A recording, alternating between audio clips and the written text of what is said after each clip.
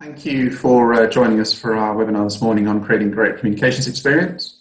Today we're going to walk you through how we see the corporate website is evolving, share some examples of those latest trends, and also just give some top tips on creating a great experience towards the end of the webinar.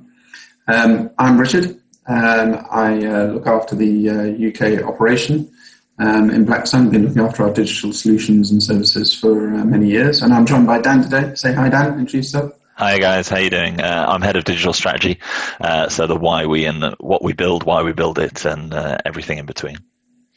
Great, thanks Dan. So what we wanted to cover today was I will just do a little intro on Blacksun and what we do from a digital perspective. I'll just do a brief recap on the whole kind of Web 100 research that we do as part of the Horizon series. Dan will then walk through some of the latest trends on the corporate website's user experience and what we're seeing. And then, as I say, we'll give you some top tips on what we think is really useful to look at in thinking about a great experience. Okay. Feel free to ask any questions as we go through. There's a little Q&A at the bottom of your screens, I hope.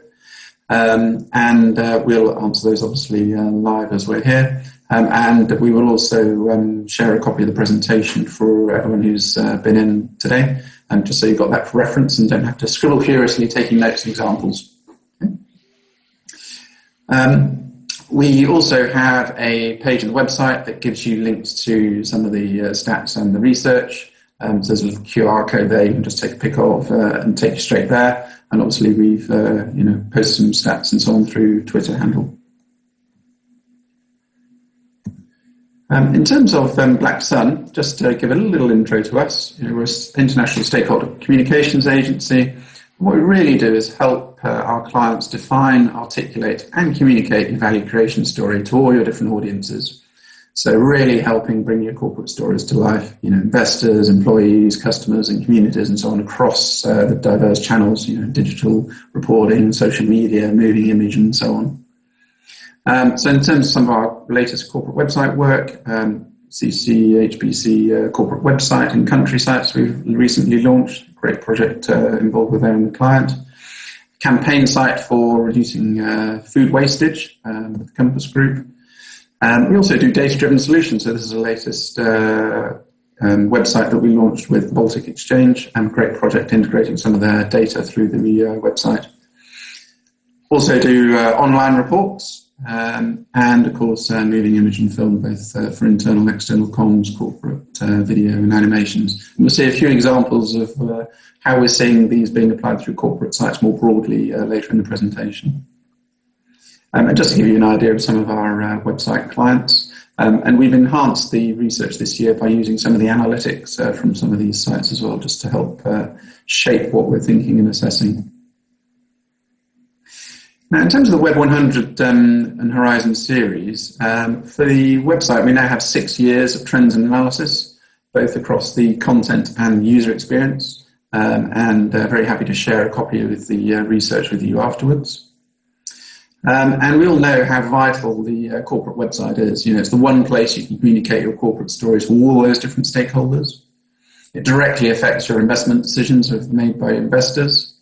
We know also it's a top preferred resource for prospective employees, and actually it's the third top resource for employees to actually apply for a job.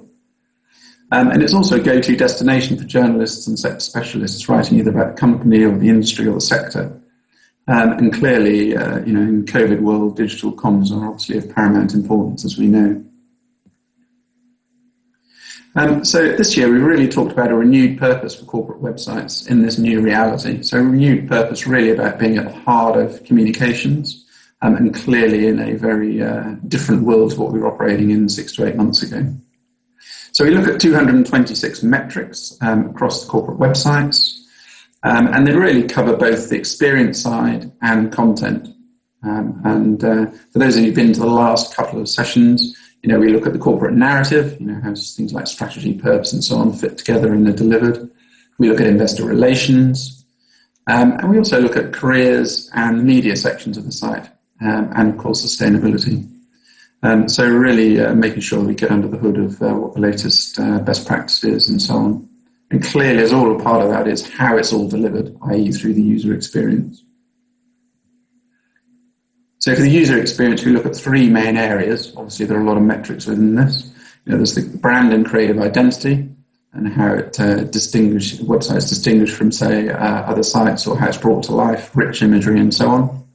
How usable the site is, i.e. how quickly you can find and get to information and content, and whether it delivers engagement, either proactively, or on user request. And again, we'll show you some examples of that later on in the presentation. First of all, I know many people talk about user experience, but what is it? Well, it's really the overall experience and satisfaction a visitor has when using your website. And I think the way we look at it is, how important is that? Well, it takes apparently, according to scientists, 50 milliseconds to form an opinion of your website, which when I look at certain sites is probably a fair stat. And that's about half a blink of an eye, assuming you've got a good web connection, of course. And in terms of affecting your first impression of a website and therefore an organization, actually 94% are design elements, like images, navigation, color, typeface, and so on. And 6% is content. Obviously, as you go through using the website, accessing the content and so on, that changes. But it's interesting, that's first impression. And I suppose it's really a bit like meeting people. You go a lot on your visual impressions prior to any conversation.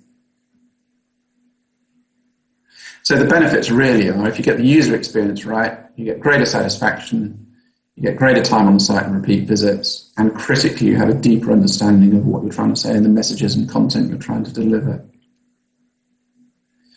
And so what we're trying to achieve is a person of average ability and experience can figure out how to use your site to accomplish something without it being more trouble than it's worth. And there are 3 E's that are really important in this. Firstly, there is effectiveness, i.e. how successfully a user is able to actually use the website. Then there's efficiency, which is how quickly a user is able to actually complete a task. And then thirdly, there's enjoyment, i.e. actually how good the user felt about the experience. And those 3 together are what drive the overall user experience and satisfaction. And what we're trying to get to as a desired outcome is, actually it's pretty compelling. It draws me back. I want to come back to the site, happy to come back. It's usable, so I can do things effectively and efficiently, as mentioned before. It's simple, quick and easy, particularly in today's very time-pressed environment. And it's useful, i.e. I was able to do what I set out to be able to do. And the challenges we have as far as users go is we have a huge diversity around web experience and, from the high experienced users to novice users. And I think that is really true of corporate websites. You also have incredibly time constrained people with attention split over many activities. People want quick answers. And they don't really know your organization, your operations, your jargon, slang and so on. And they don't really care about it. What they want is to get to the information that they understand and connect with. But what they do expect is consistency, i.e. how, when, where they interact with your organization and across the different areas of the website. So I'm going to hand over to Dan now, who's going to take you through some themes that we're seeing this year for delivering user experience. And he'll show a couple of examples through that. So Dan, over to you. Thanks, Rich. Basically what we wanted to do is take you through the kind of 6 key areas, the 6 key themes of what our research has seen this year in terms of everything that we're looking at. So we start with kind of creating a visually appealing site, exactly what Rich was saying there about the 3 E's and everything that goes with it. So how can we make that fast impact, that visual appeal, set the scene for the business, reflect our brand, and make sure that we're kind of aligning with everything that goes with that in terms of creating that visual appeal. Delivering an engaging experience, maybe thinking about movement, intrigue, engaging with an audience, actually wanting to find out more in terms of how you navigate through. Enabling quick access to content, you'd think that would be simple and easy, but it's not just simply about navigation or kind of, quick links. It's also thinking about how you can enhance functionality such as search elements. We're starting to see emergent technology, so things like chatbots I know have been discussed at length, but again, it's understanding how they're going to be useful for users and how they can enhance the experience from a user experience point of view. More to do in terms of, to keep conversations going. So we're seeing a lot in terms of, making sure that there's the ability to subscribe to news, to engage through social, but I think there's more to do in terms of what we're seeing in terms of the market. And also then on implementing cookies, and we've got some details on that kind of coming up. So if I take you through each one of these and just give you some kind of high-level stats from the research that we were doing, you'll see here, obviously, in terms of creating that visually appealing style, the research shows that 67% deliver that when users are first arriving. So there is something that is visually appealing front and center on the site. And 63% use high quality imagery throughout their website, which is interesting considering obviously understanding how you can then maybe engage with users, use quality imagery, and actually not have things like pixelation or anything else. And as we go through an example of this, we're going to show you the Anglo-American example. And I think this is important because if I just flick to the browser, so hopefully you guys can see this and refresh the page, understanding that they're using big imagery, a visually appealing style, and also then a slight loading kind of element where the screen is contracting in terms of the imagery. And obviously it's a little bit more engaging in terms of the content and what you're looking at. And that's resonated across the site as they use imagery right the way through this in terms of visually appealing styles, obviously then bringing to life news items through visuals. And again, a really nice way of bringing all of that to life. If we go through in terms of an engaging experience, 23% use ambient video. So that's when you've got a video on the homepage that's playing as you load the page. So there's no sound, there's no controls. It's just in the background. 28% use animation. So, content on the page.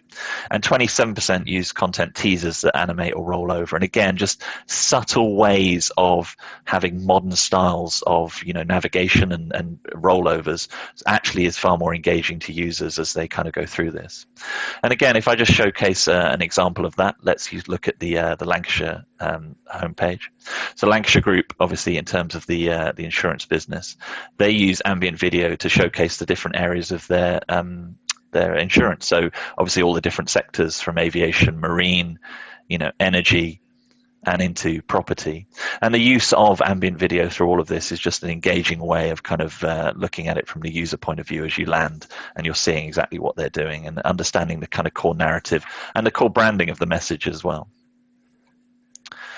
If we then flick through to the next piece around kind of enabling quick access. So this is, again, as I said, not just around kind of the implementation of navigation. We're seeing implementing of drop-downs at a very high percentage in terms of thinking about how many clicks it takes for users to get to where they need to be. But only about half, just under half, 44% are implementing what we'd refer to as advanced search. So, understanding that it's not just a case of wanting to search for annual report or strategy or whatever that might be, but actually then thinking about how users are using those results to delve down into content, whether that be PDFs or web pages. And then 26% auto suggest, so again, allowing you to quickly and easily find what you're looking for. And again, I'm going to just go back to the Anglo site because again, it's a very good example of how they are using this element. So if I go onto the homepage, I navigate away into the search, I start typing in, say, strategy. It comes up obviously with the auto suggestions in terms of how that's defined. And then as I scroll down, you'll see here that you can then select the areas. So whether you're looking for an investor kind of content or whether it's sustainability, you can then select specific date ranges. you can then go in terms of files and web pages, and all of those are clearly signposted as you're kind of showcasing them in terms of what you're clicking through to. So the user can understand that it's not just a simple case of, oh, I might find what I'm looking for. All of these tools are directed at making sure that the user's experience is enhanced by being able to find things more quickly and easily. We mentioned chatbots, and the stats are relatively low for chatbots in terms of this, but emergent technology, when we're talking about, augmented reality or whatever that might be, chatbots seems to be far more in the mainstream in terms of being able to actually enhance the user's experience. And we're seeing them predominantly being used on careers sites, and this example is the Direct Line Group, again, another insurance business. And what they do is the ability as you land, it literally is there to enhance your experience. So how about personalizing your experience on the site? Yes, please. Automatically I'm then going in, great, let's get you started. What's your name? So let's go through this, Dan. So all of a sudden I'm getting a very personalized experience as to what I'm looking for, the jobs around what I'm trying to find. And we're seeing many companies such as the likes of BT and Morrison's integrating kind of chatbot solutions across the piece. But again, it's all understanding exactly what Richard was saying around there's different types of users who want different types of things quickly and easily. So thinking about the types of audiences and how we can enhance their experience. And this is obviously then using through technology in terms of what we're looking at here. The final two I mentioned earlier was really around conversation. Now, there's no kind of surprises here, but understanding that companies, should try and engage people in terms of a PLC website. So allowing you to subscribe to news, it's the whole notion of push and pull in terms of content and being able to then drive users to your site, whether you're announcing your results or, whether it be new products or whatever that might be. But actually then understanding that all the users are different. So people who want to know information about from an investor audience point of view or sustainability audience or just company news, only 33% actually allow you to subscribe to specific types of news. And again, understanding that your user may not want to know exactly what's happening in terms of results, but may want to know what's happening in terms of sustainability, understanding how we can then enhance that from an experience point of view and definitely keep that conversation going. And the final thing is really around kind of the latest cookie requirements. So interestingly from our side, as you'd expect, the legislation came in many years ago around kind of cookie consent policies. So from an EU directive point of view, allowing, users to be able to select exactly what they're looking for in terms of, the cookies and being able to kind of accept them. But interestingly, only just over half actually allow you to accept between analytical and functional cookies. Now, this was legislation brought in by the UK Information Commission back in 2019. So there's still some work to do there in terms of making sure that all the businesses are up to date with that regulation in terms of how users are kind of transitioning in terms of the cookie ability to personalize your experience. Rich, do you want to take us through the top tips for creating this in terms of the piece? Yeah, absolutely. So we thought, as well as just giving you some of the trends, it would be useful to just recap on some of the things that we look at, and particularly with regard to corporate sites and how we think about it. And I thought it would be useful to take through a few frameworks that I've found particularly useful over the years, which is, when we think about user experience, we're thinking about users, they're basically interacting with your website. They have goals that they want to achieve, and they do that obviously via performing tasks, and that requires a certain amount of functionality. It's both through features and presented through a design.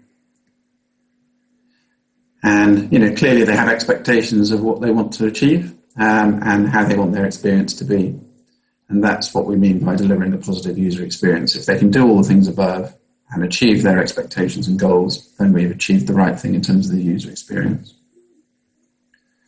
And the thing is, this starts really right back at the beginning of the whole kind of website project. Firstly, it starts at the strategy. So actually, what do we want to get out of the site and what do the users want? There's then clearly the scope, i.e. how do we transform that strategy into actual requirements? So what features do we need to include? What kind of content will it be delivering? So how do we then best structure the site to achieve what it is that we want to do? And how will all the pieces of the site fit together and behave with each other? And then clearly that enables us to work up things like wireframes and the skeleton of the site, and finally to kind of surface it through a visual design. Then it starts to think about actually how do you break these areas down? So right at the beginning, as I said, actually think of it in terms of the strategy. What are the site objectives? What are your user needs? And we'll talk a little bit more about creating personas. And this doesn't necessarily mean for just a rebuild of the site. It's actually things that should be happening as you're bringing the site and evolving it over time. Clearly the scope transforms that into functional requirements and specifications. There's obviously interaction design and the information architecture, how the structure and everything fits together. And as I say, through the layers to the different visual design. Now, I know that all kind of sounds a bit kind of complex to do. But I think it's important to understand these different layers so that you can actually understand the different elements that make up a great user experience. And there are 4 themes that Dan will talk to in a few minutes that will make this perhaps a bit more relatable to the website that you look after. But I do think one of the key things is really understanding the personas and people that actually access and use the site. So it's all about creating a fictional person who represents a major group of your website. You can say investors or analysts or regulators or customers and so on. And really want to understand actually what their goals are, what are the kind of content they need to get to. How do we actually bring that to life? So, a persona will consist of things like, name, job function, and so on, what the priority needs are, the content and features they're likely to want to access, and, what we want them to think. So, the way we do it, when we look at our website, is, we focus the whole team on, meeting the audience needs and goals. We help define the content priorities across the site. We use these personas to, as I say, outline and describe features and functionality, and define the whole architecture of the site, structure, content grouping, related links, those sorts of things. And it really helps aid the whole design process. And of course, it's much easier to implement testing later on, because as you're looking at the site as it's kind of actually, rendered and content flown in, you can actually then use those personas as a cross-check to make sure you've achieved what you set out to originally. So here's an example. So this is an investor, a bit of a description of who they are and kind of what they're after. And in this particular example, it's outlined what they're looking for. One investment proposition, they want to look at share price performance and so on.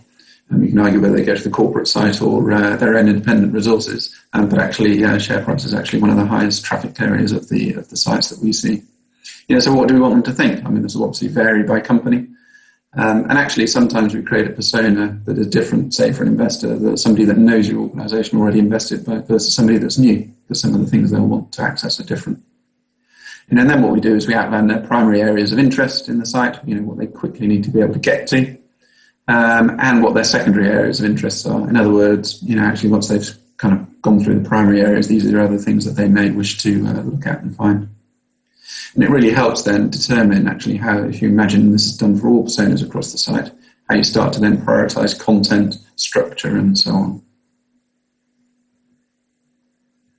Now, there are 4, enablers that we wanted to share with you today that Dan will take you through. There's the kind of site architecture, how everything fits together. There's the labels that we use to make sure people know what to find where. Navigation, so they can get to the content. And of course, there's then the rendering and delivery of the content. So Dan, do you want to just take us through those kind of 4 pillars? Yeah, absolutely, Rich. Thank you. Let me just get control here. Perfect. Okay. So site architecture, obviously, as Rich was kind of saying, is really defined early on in terms of making sure that the building blocks are built around kind of what our audiences are looking for. So driven by the user journeys, thinking about kind of what we're trying to achieve for each of our different persona types and making sure we understand what their primary areas of interest were. We did some, in the previous webinar, we presented obviously around analytics and understanding how, investors are focused on certain key areas, but actually are looking at a broader narrative across the business, understanding how we can bring that to life in terms of how you can then get to those other areas and maybe less kind of cul-de-sac in terms of content related links, that kind of element, and understanding how that can be brought to life in terms of, thinking in those specific audiences and then driving that kind of content to them in terms of those user journeys. The use of conventions, especially in corporate sites. Now, this is an interesting one that we've debated at length at Black Sun. So understanding that if we then took a convention of an about section, a products and services, an investor section, a sustainability section, would we still do that today given that that's a convention that's now been kind of set in stone in terms of a corporate website? Or would we think about it more in terms of the type of audiences and actually break the mold?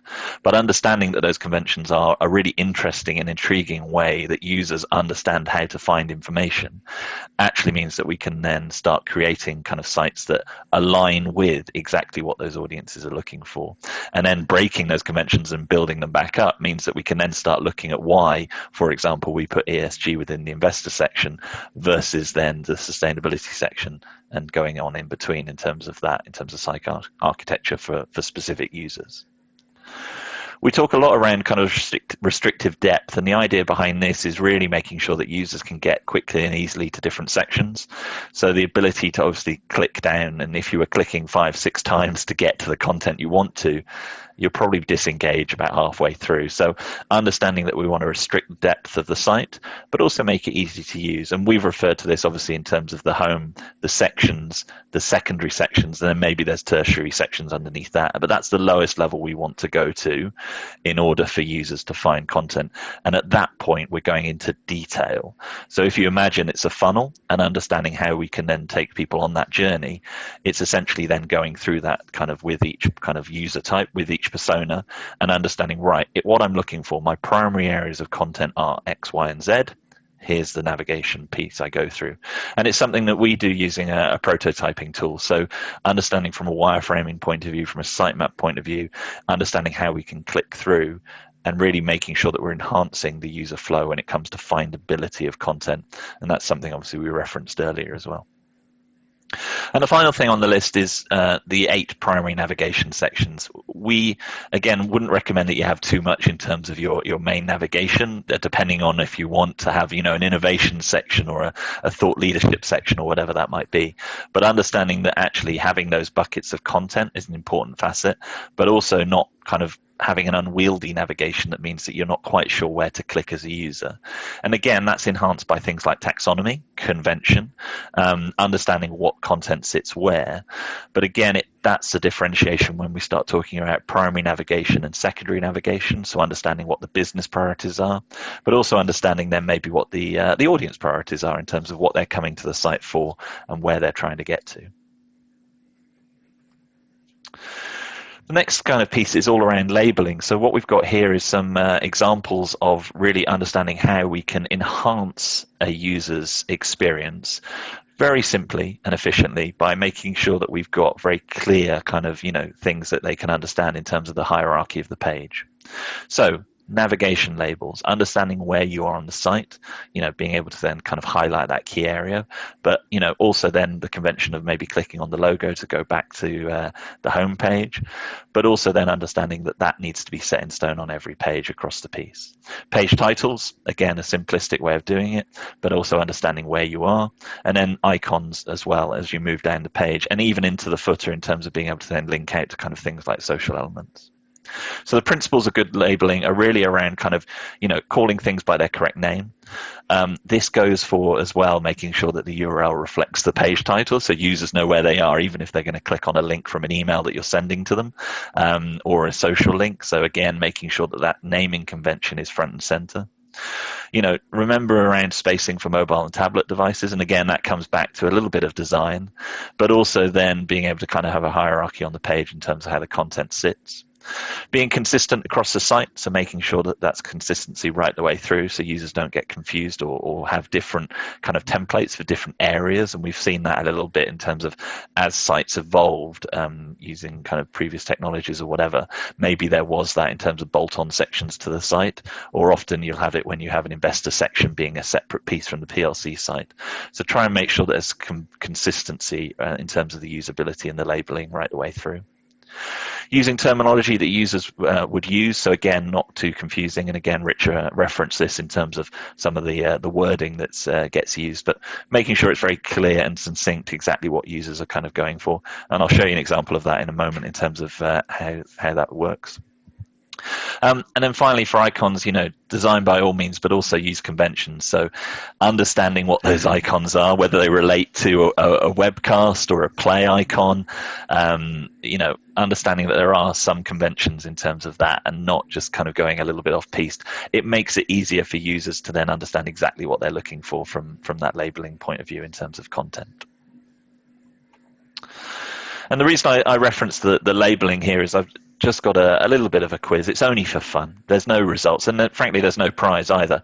But what we wanted to do was just go through in terms of asking you guys, where would you go on the investor section of a corporate website to find the latest results presentation? Okay, nice and simple. I'll give you a couple of seconds just to have a look down. So literally just the latest results presentation for the business. Now what we've got, if we look down that navigation, is we've got a presentation section and we've got a results center. So where am I clicking? I'm not sure because I'm looking for the latest results presentation. So would that be in the results center? I would imagine it would be because it would be results related. Or is it also in the presentations area? And then is it a duplicate, or actually is there somewhere else? And the reason we're showing this is because actually thinking about the taxonomy, thinking about the labeling, understanding what the users are looking for is a really integral part of enhancing navigation. And on the right-hand side, you'll see that there's an example of how that can be broken down in a far more engaging and positive way, consolidating that content, results, reports, presentations, right? Know where I'm going, nice and easy. But it's those nanoseconds that Rich was kind of referring to earlier, those milliseconds in terms of that kind of thought process, that some users are quick enough to go right, click, click, click, go back, go forward. But understanding that the easier we can make it, the more engaging we can make sites, and frankly, the better we can in terms of navigation, will enhance your websites and enhance the structure of them and enhance the usability and the experience right across the board. We touched on it a moment ago in terms of navigation, and fundamentally this is around findability. So again, understanding that the ability of users to navigate the pages on a site, discover and retrieve the information they're looking for is basically what determines why we do what we do, why I do the job I do in terms of structuring sitemaps, wireframes, etc. And there's some primary elements to this in terms of making sure that it's clear in terms of good governance. So guides, use guides to understand how you would go through the site. So make sure that it's clearly signposted, there's a delineation between sections, and easy to kind of navigate in terms of understanding where I'm going. So if I'm clicking on a link, if it be an external link, make sure there's an external kind of icon there. If it's an internal link, then maybe it's a related content where I'm using, instead of a read more, I'm using the page title. So again, understanding how we can guide users, they understand where they're going before they go there. We then talk about, allowing them to find content they're looking for. So again, the ability to make sure that they can quickly and easily, as I've just shown you with the example, find the relevant things that are, important to them, because all the different audience types have different needs. It avoids kind of taking users down a dead end, and this is all around kind of cul-de-sacs and making sure that we're not kind of, you go a certain way down a path and then you can't cross-navigate, you can't understand where you were going, and you have to go all the way back maybe to the home page to find it. And again, the primary purpose of this in terms of navigation is making sure that we're enhancing that experience. So, you might want to find this, or there's a link within the content, understanding how they're navigating through the site and the different types of persona that Rich was referencing earlier. And then flexibility on the route chosen. So again, deep dives versus skim reads. There might be someone who is at that third level of navigation looking at the very distinct kind of differentiation of kind of content around, AGMs or the shareholder center kind of content. But there's also going to be people that are literally just skipping through the site looking for something, or maybe kind of trying to get a kind of understanding of the business very quickly and succinctly. So again, understanding there's flexibility in terms of the different kind of elements that they kind of navigate through. And the bits that we think are often forgotten, I mean, you'd be amazed how important these kind of are in terms of understanding kind of where you are and what you're looking at. So, in terms of navigation, it needs to tell you where you are currently. again, making sure that that doesn't get forgotten in terms of highlights and kind of understanding where in the navigation you're sitting, what level you're at, things like breadcrumbs and everything else. It also helps to tell you how to use the site. So again, we talked around conventions earlier, but understanding how sites are structured, understanding where you are on the path, and really making sure that you understand how you can get back, go forward, and you're fully enabled in terms of that kind of navigation piece. And also gives you confidence in people who built the site, and also in terms of content, because obviously if you know where you are and it's good content and it's well structured, it's going to give you confidence in, firstly, the content, secondly, the ability to engage. It's probably going to bring you back and make you kind of more understand the business in terms of going forward. So again, it's really integral to making sure that we enhance the navigation as much as possible, because it adds the value for you as a business as well in terms of what we're looking at. So here's some examples. So you've got types of different navigation. You've got global, as you'd expect in terms of making sure that you understand where you are. Breadcrumb trails I've already mentioned in terms of being able to kind of drill down, see which level you're at, understand how you can get back. We're seeing a new way of using breadcrumb trails, actually, where you can click on them and actually navigate using the breadcrumb trails, which is a really interesting kind of way of enhancing that functionality. Then you've got contextual kind of links, so that, the type of navigation that sits within the content itself. And again, understanding that where you'd be going. So again, here, very clearly signposting the different sections that you'd be going to. And then supplemental, so things like related links, again, avoiding those cul-de-sacs. I'm here on a purpose and strategy page, finding out about the growth pillars of the business. And you might be interested, for this CCH example, Coca-Cola Hellenic, what's their relationship with Coca-Cola Company? Or shall I go through the at a glance page? Understanding that there's a journey that users are going on. And then supplemental, and enhancing the use of something like a footer. So really making sure that we use kind of the real estate on the page to understand that there's, different types of kind of audience members who might want to go directly to stay in touch or find out where the offices are, or other information such as annual report. And interestingly, we've seen a few trends here where users are actually, businesses have kind of structured their footers around the different personas. So again, thinking about investors, here's the 3 links that are important. Thinking about the media, here's the 3 links that are important. And again, understanding that those are ways of enhancing the navigation for users. And the reason we say this, the other elements, indicators, again, don't get lost in the fact that it's just one thing to have, kind of a nice structure of a page, but really understanding where you are. We look for an underline or something on that main navigation that says, right, I'm in the About Us section. I understand I'm in the Who We Are section, and I'm on the purpose and strategy page, because that's the title. That's what the breadcrumb's telling me. And it's reinforcing that at every stage.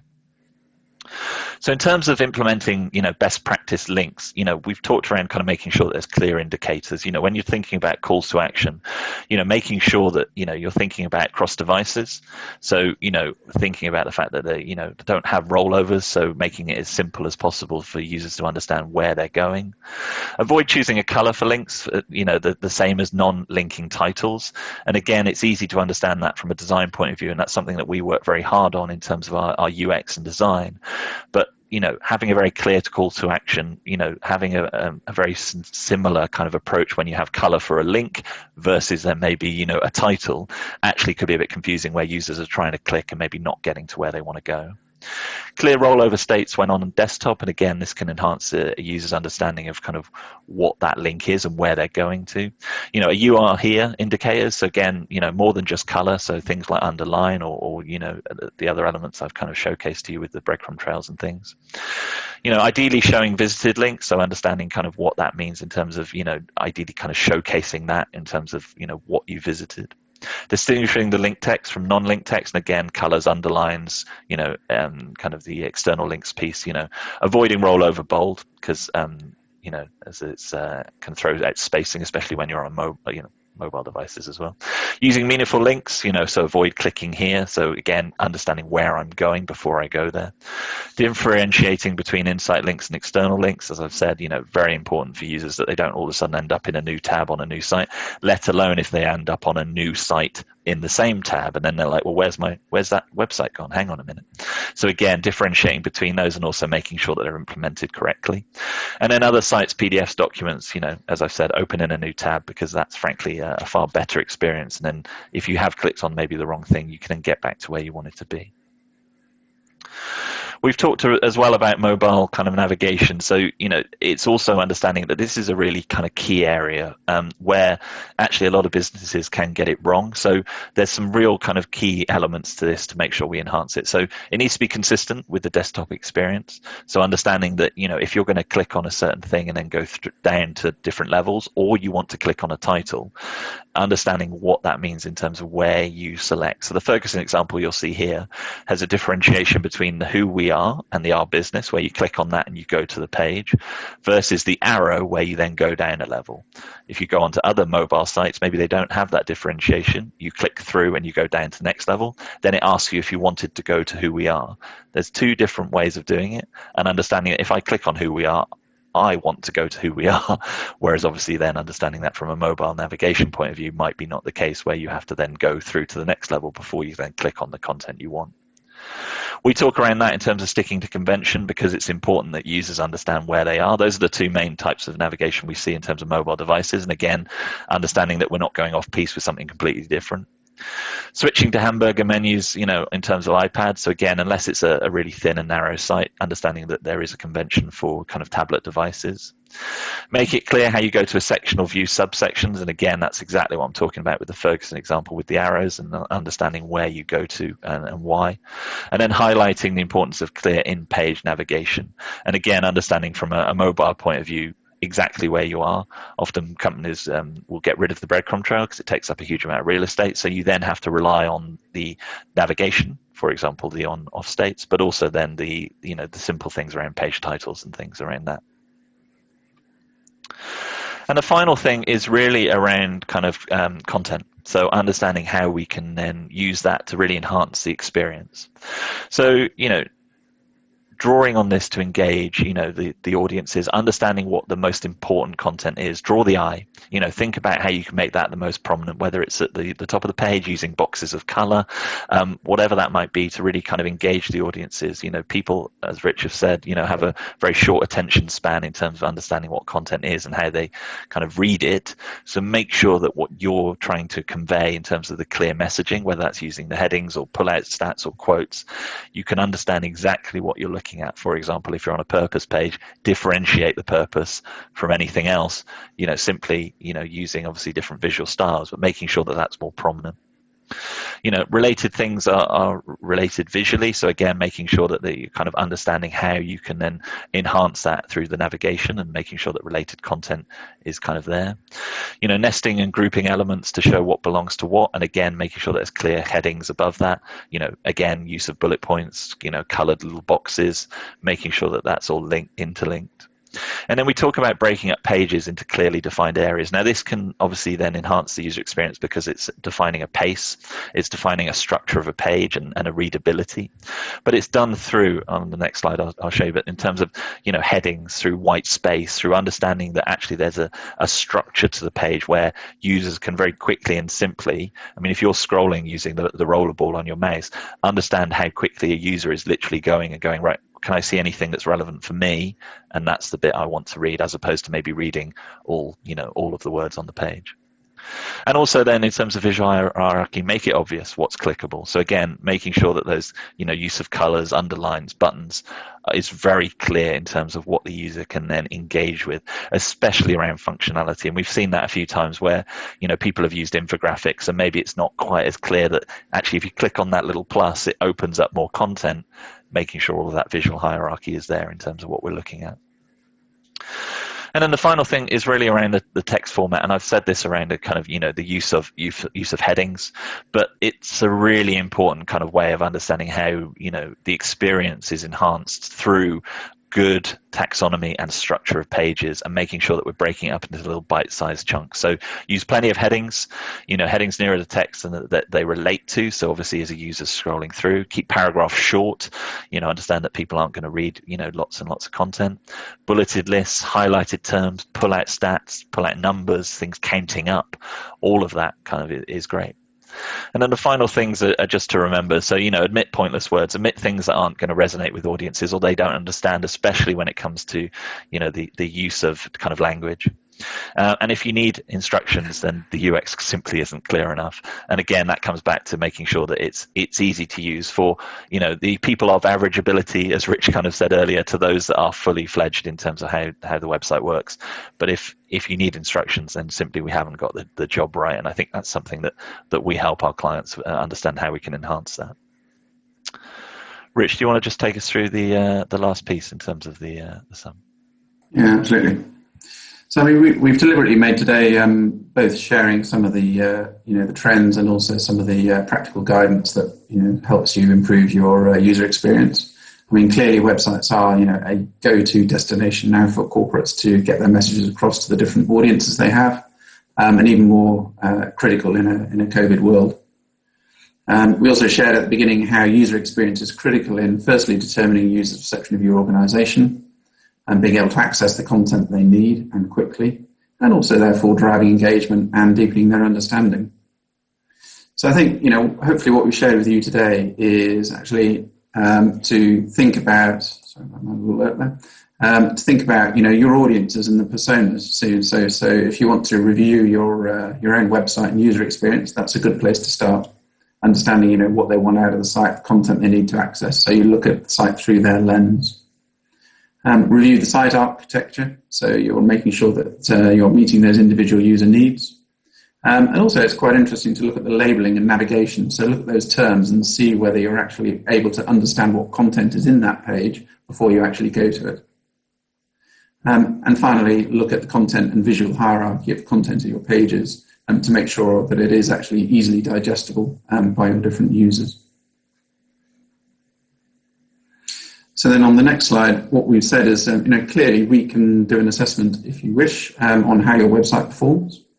So there are two options, kind of a summary review or a full report. And this obviously would allow us also to look at content, so look across the content pieces and user experience, and really just share how your website stacks up, both versus best practice and trends, but also how it compares against your peer group in the FTSE.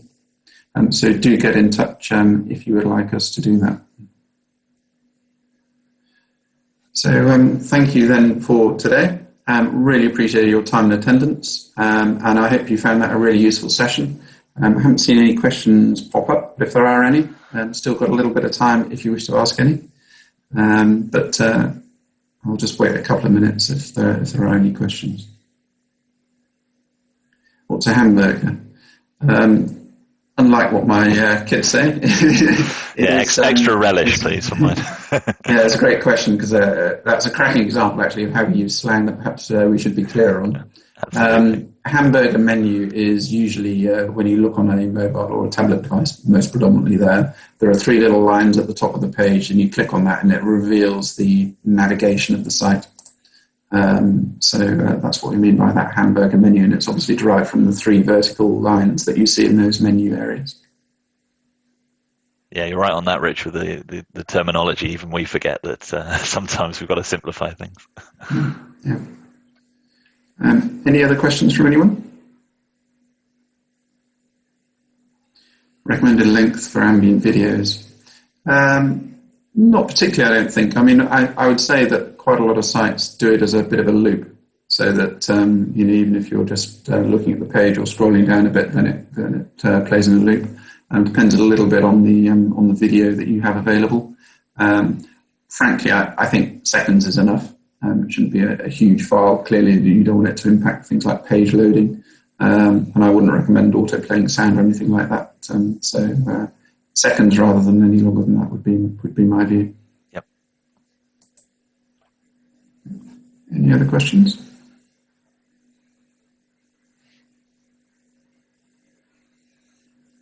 No? Okay, cool. Great. Well, thank you so much, both for those two questions. Oh, there's another one coming. Yep. Oh, great. Thanks, Rachel. And thanks, Suzanne and Nicola, for those questions. Really appreciate that. And thank you very much for your time today. And please do get in touch if you'd like us to chat further. Thank you. Thanks, guys.